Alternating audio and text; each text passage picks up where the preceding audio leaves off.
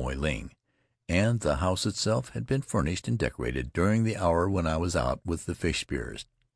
There was a table and a chair, made of bits of old packing cases, in one corner, and on the sleeping mat a crazy quilt, and a pillow with my name worked in red silk within a border of flowers. Hanging from the ceiling was a faded papier-mâché bell, the kind one sees in grocers' windows at home at Christmas time. This was originally the gift of some trader, and the pictures, too, which decorated the walls. They had been cut from the advertising pages of some American magazine. One of them represented a man dressed in a much advertised brand of underwear, who was smiling with cool solicitude at two others who were perspiring heavily and wishing, if the legend printed beneath was true, that their underwear bore the same stamp as that of their fortunate comrade. There was another, in color, of a woman smiling across the table at her husband, who smiled back while they ate a particular brand of beans.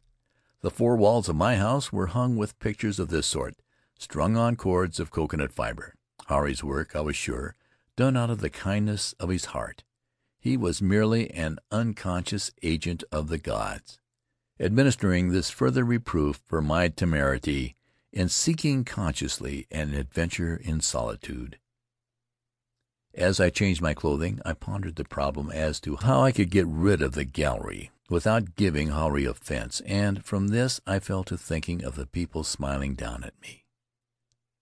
Is our race made up in large part of such an out-and-out materialists, whose chief joy in life lies in discovering some hitherto untried brand of soup or talcum powder? Do they live, these people? They look real enough in the picture. I seemed to know many of them, and I remembered their innumerable prototypes. I had bet in the world I had left only a year before. Well, if they are real, I thought, what has become of the old doomsday men and women who used to stand at street corners with bundles of tracts in their hands, saying to passers-by, "My friend, is your soul saved?" No answer came from the smiling materialists on all sides of me. They smiled still, as though in mockery of my attempt to elude them in whatsoever unfrequented corner of the world, as though life were merely the endless enjoyment of creature comforts, the endless, effortless use of labor-saving devices. One man in his late 50s, who really ought to have been thinking about his soul, had in his eyes only the light of sensual gratification. He was in pajamas and half-shaven, announcing to me, to the world at large, at last, a razor. The sight of him offering me his useful little instrument put an end to my meditation. I rubbed ruefully a 3-day growth of beard, thinking of the torture in store for me when I should next go to Pinega for a shave.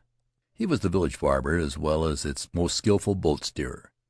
His other customers were used to his razor and his methods, and their faces were inured to pain. For had not their ancestors, through countless generations, had their beards plucked out hair by hair? I, on the other hand, was the creature of my own land, of creature comforts. The anticipation of a shave was agony, and the realization, Pinga, sitting on my chest, holding my head firm with one immense hand while he scraped and rasped with his dull razor. That was to die weakly, and to live to die again. I got what amusement I could from the thought of the different set of values at Rutiaro. I had only to ask for a house, and Puarei had given me one, with an island of my own to set it on. He thought no more of the request than if I had asked him for a drinking coconut. But not all the wealth of the Low Island pearl fisheries, had it been mine to offer, could have produced for me a safety razor with a dozen good blades. I heard Puarei shouting, "Hamatama," and went out to join the others, my unshaved beard in woeful contrast to my immaculate white clothing. But my guest or host had the native courtesy of many primitive people, and I was not made conscious of my unreaped chin. Furthermore, everyone was hungry, and so after Puarei had said grace for the Church of Latter-day Saints, and Huirai a second one for the Reformed Church of Latter-day Saints, and Nahtau a third, as the Catholic representative, we fell to without further loss of time. The enjoyment of food is assuredly one of the great blessings of life, although it is not a cause for perpetual smiling, as the writers of advertisements would have one believe. According to the Low Island way of thinking, it is not a subject to be talked about at any length. I like their custom of eating in silence, with everyone giving undivided attention to the business in hand. It gave one the privilege of doing likewise, a relief to a man weary of the unnatural dining habits of more advanced people. It may be a trifle gross to think of your food while you are eating it, but it is natural, and, if the doctors are to be believed, an excellent aid to digestion. Now and then Faery would say, "Fui mamentera," a thing good that, tapping a haunch of roast pork with his forefinger, and I would reply, "E amatain ta tara," yes, a thing very good that. Then we would fall to eating again. On my right, Hunga went from fish to pork, and from pork to tinned beef, whipping the maitai haari to his lips with his fingers without the loss of a drop. Only once he paused for a moment and let his eyes wander the length of the table. Shaking his head with a sigh of satisfaction, he said, "Katanga aruha katanga," food and yet more food. There is no phrase sweeter to Paumotuan ears than that one. Faery, the constable, was the only one who made any social demands upon me. As already related, he had once made a journey from Papeete to San Francisco as a stoker on one of the mail boats, and was immensely proud of the few English phrases which he had picked up during the voyage. He didn't know the meaning of them, but that made no difference. He could put on side before the others made them believe that he was carrying on an intelligent conversation. "What's the matter?" "Oh, yes, never mind," were among his favorite expressions, unusually mild ones, it seemed to me, for one who had been associated with a gang of Cockney stokers, and he brought them out apropos of nothing. He was an exasperating old hypocrite, but a genial one, and I couldn't help replying to some of his feints at conversation. Once, out of curiosity, wondering what his reply would be, I said, "Faery, you're the worst old four-flusher in the 72 Islands, aren't you?" He smiled and nodded, and came back with the most telling of all of his phrases, "You go to hell, me."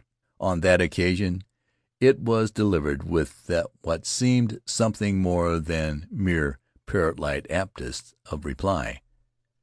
Clipped to his undershirt he wore a fountain pen, which was as much a part of his costume on these dress occasions as his dungaree trousers and pandanus hat.